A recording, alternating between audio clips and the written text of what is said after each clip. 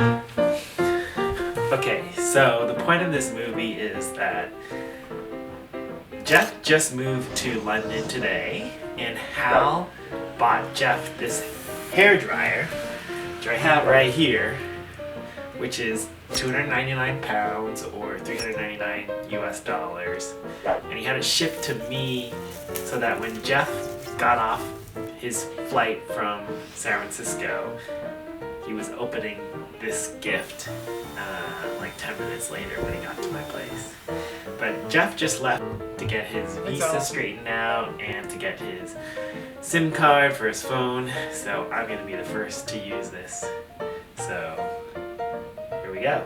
So first I'm going to put my Uppercut Featherweight pomade in my hair. I'm going to rub it in my hand and distribute it evenly throughout my hair. I like to do my part on this side of my head and put everything flat here, and then brush everything back. And what's helpful about the hair dryer is that it gives me some height, so let's try this thing.